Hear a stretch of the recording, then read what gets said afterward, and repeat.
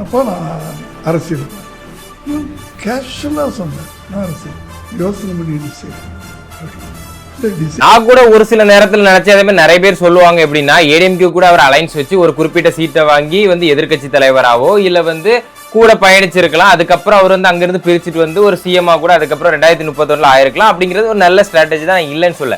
ஆனா அப்பம் கூட எனக்கு ஒரு விஷயம் பிடிச்சது என்ன தெரியுமா, ஆளுங்கட்சி இருக்கும் போதே ஒருத்தர் எதிர்த்து அதுவும் தனியா நிற்கும் போது தெரியும் ஓட் பேங்க்ங்கிறது ஒரு சர்டன் பெர்சன்டேஜ் தான் கிடைக்கும். அதை வச்சு கூட்டணி ஆட்சியோ இல்ல யாருக்கோ ஆதரவு தெரிவிச்சோ ஆட்சியை பிடிக்கலாம். அப்படி இல்லைன்னா ஃபியூச்சர்ல ஓட் பேங்க் நிரூபிச்சு கூட்டணிகளை இழுக்கலாம் அப்படிங்கிற ஒரு ஸ்ட்ராட்டஜியை ஃபாலோ பண்ணலாம். இந்த கட்சி இவ்வளவு பண்ணுவானுங்கன்னு தெரிஞ்சு இவ்வளவு பிரச்சனை எல்லாம் தெரிஞ்சு ஒருத்தர் இறங்கி நிக்கிறாரு, கிளியரா தெரியுது. ஓகே, இவ்வளவு பண்ணுவானுங்க, இதுக்கு மேலேயும் பண்ணுவானுங்கன்னு தெரிஞ்சு ஒருத்தர் ஒரு போல்டா ஒரு டிசிஷன் எடுத்திருக்காருல, கண்டிப்பா சொல்றேன் இதுதான் ஒரு லைஃப்ல அவர் எடுத்த பெஸ்ட் டிசிஷனா இருக்கும். தோத்தா கூட இது சரித்திரத்துல என்ன ஒரு சேஞ்ச கொண்டு அவருடைய ஓட் பேங்க் தெரிஞ்சதுக்கு அப்புறம் ஒரு கூட்டணி அமையும் போது அது நிரந்தரமா கூட இருக்கும். அப்பவும் கூட அரசியலை கத்துக்கிட்டு நிறைய பேர் வந்துருவாங்க. இந்த லெவல் நீங்க சொல்ற அளவுக்கு குறை சொல்ற அளவுக்கு கூட இருக்காது அப்படின்னு நம்ம எடுத்துக்கலாம்.